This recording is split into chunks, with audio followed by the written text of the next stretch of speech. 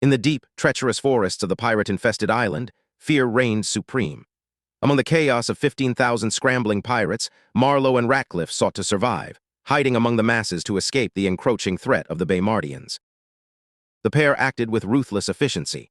By neutralizing two pirates who mirrored their own stature, they secured the perfect disguises, successfully blending back into the panicked crowd while shielding their true identities from prying eyes. While the panicked pirates rushed blindly, Marlowe and Ratcliffe maintained their composure. They watched with cold detachment as nature itself claimed the lives of those foolish enough to let their guard down in the deep, deadly forest. A deep, primal grunting shattered the silence of the forest, signaling that something far more dangerous than simple traps awaited. Creatures of the deep wild were beginning to circle, hungry for the flesh of the lost intruders. The predators revealed themselves, the Gentors, massive, aggressive beasts with leopard-like frames and lethal, flower-like neck appendages that could spray paralyzing toxins. To the pirates, these were no longer just animals, but harbingers of death. Confidence turned to defiance as Marlowe faced the beast head-on. With a single, brutal movement, he swatted the creature aside, leaving the predator wounded and stunned, while the other Gentors watched in silent, predatory judgment. As the Gentors descended upon the remaining pirates, Marlowe and Ratcliffe seized the opportunity to escape.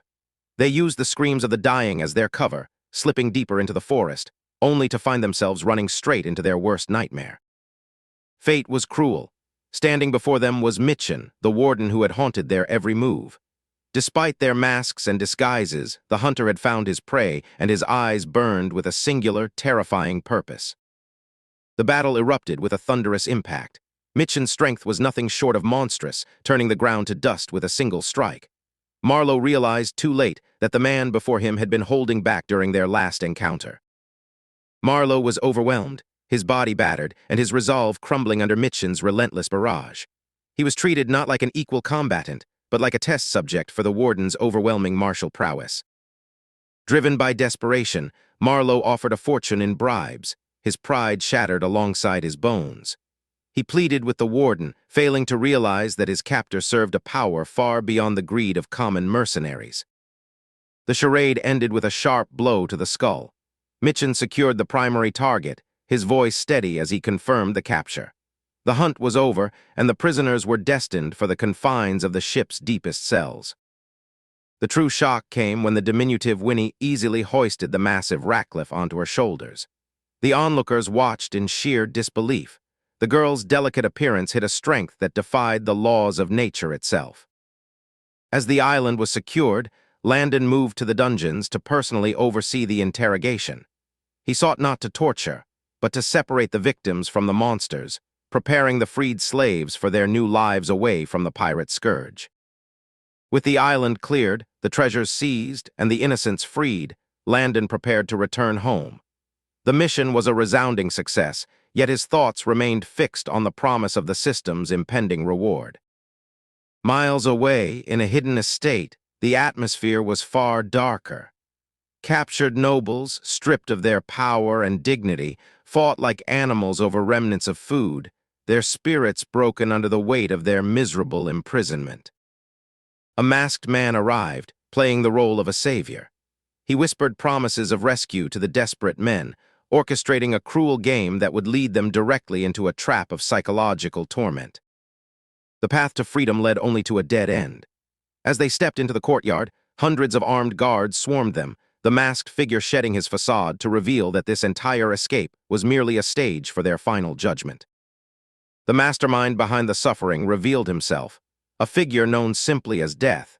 He savored the broken expressions of his captives, finding joy in the cruelty he inflicted, indifferent to their pleas for mercy. In the empire of Corona, the tide was turning. Morak, a corrupt city lord fueled by arrogance and protected by his deceased benefactor Nopline, received his long-awaited dismissal. His world of greed and cruelty was finally beginning to crumble. Morak attempted to flee with his stolen fortune, but he found his escape blocked by the forces of justice. Santa, a man of unique stature and lethal skill, stood ready to ensure the criminal lord finally faced the consequences of his actions. The battle was swift. Morok underestimated his opponent, only to realize that beneath the plump exterior lay a warrior forged by the relentless training of his bride and her formidable family. Justice was served with each ringing strike. Returning home, Landon finally saw the notification he had been waiting for. The reward was not gold, but knowledge, forensic facial reconstruction. It was a tool that would allow him to uncover the truths hidden by death itself. Back at the prison, the hierarchy was in flux. Whitebeard, shorn of his signature beard, scrambled to recruit the newly captured captains, his mind fixated on overthrowing the current leaders of the prison jungle, Illy and Connor. With the island conflict settling, Landon turned his attention to the Navora fashion show. The spectacle was a marvel of design, showcasing the pinnacle of Baymardian industry and creativity, captivating everyone present.